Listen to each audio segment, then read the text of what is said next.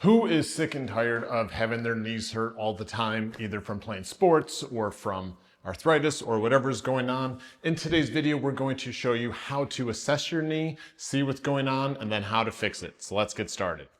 So when you're looking at your knee, there's really three, maybe four things that you should be looking at. It's a hinge joint, so it just goes in and out like this. It's a very simple motion. So we have to see where is the pain coming from and then what you can do about it. So these are the most common of the injuries for the knee. There are other ones that are definitely more specific and you have to go see a doctor for that. But this is how you can assess it yourself and see, okay, this is what's going on. Maybe I'm gonna try this to fix it. So first is going to be in the front of your knee, up in just below your kneecap, at where your shin bone is.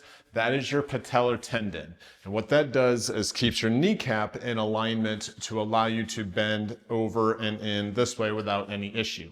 Sometimes that gets out of whack and then your knee bones start to rub right here and then you start to get a pain.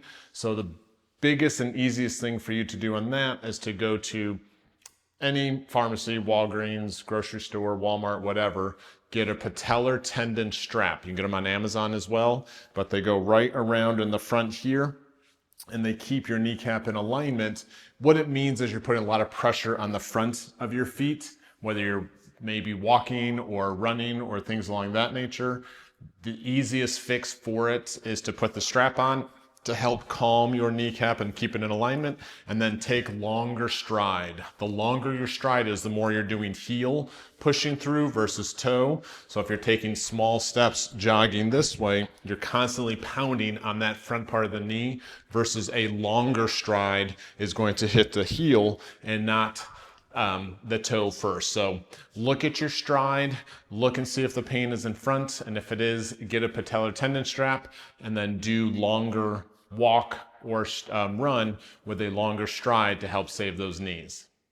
The second thing a lot of people have is going to be where your quadricep meets at the kneecap. You're going to have a muscle knot in this area. It's not going to be like specific one spot, you just got to kind of find it.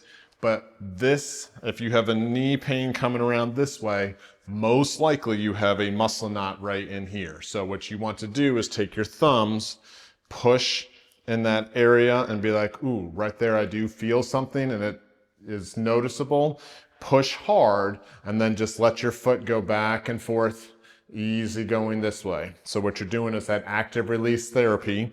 You're pushing hard with your thumbs to get that knot, and you want to push with your hands to get that circulation going through the knot to allow your body to reduce that tension and let it calm down on its own. So coming in and out this way, coming through, and then what you want to do is to stretch it is you bring your heel to your butt and then you flex your foot. So you're pushing your foot down and holding it with your hand, and you'll feel that tension here stretching to allow you to calm that area down and loosen it up so you don't have that knot in your quadricep right here attaching to your kneecap. So pain number one is in front, pain number two is here. Next we're doing pain on the outside. So your IT band runs from here down the side of your leg into the back of your calf. So if you're having outside of the knee issues, most likely it is somewhere between up here and down here. So what I always tell everyone is to stretch this one by going crisscross in your leg, boom, up here, and then leaning into it, and you'll feel a nice deep stretch on that back side of your butt and your piriformis, and then you lean in and help reduce the tension back there. And then down here, either get a massage gun, or if you can do it with your thumb and see if you have any knot in the back side of your calf.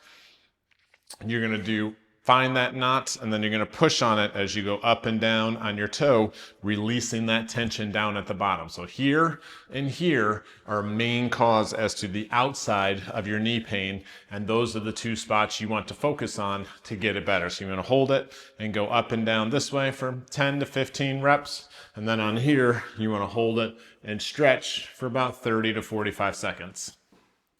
The last one that we're going to go through is the inside of the knee. So if you feel like you have something on the inside of your knee, not on the front or the sides, that's typically going to be a meniscus.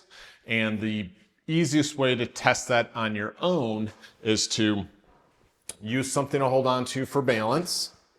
You're going to bend this knee, and then you're just going to twist back and forth, back and forth. If you can rotate back and forth and it doesn't hurt, it's usually not your meniscus. But as soon as you bend this knee and put the pressure here and then twist back and forth, you'll feel it. And that is something you're going to have to go to a doctor for and be like, hey doc, I think it's my meniscus. I did this test.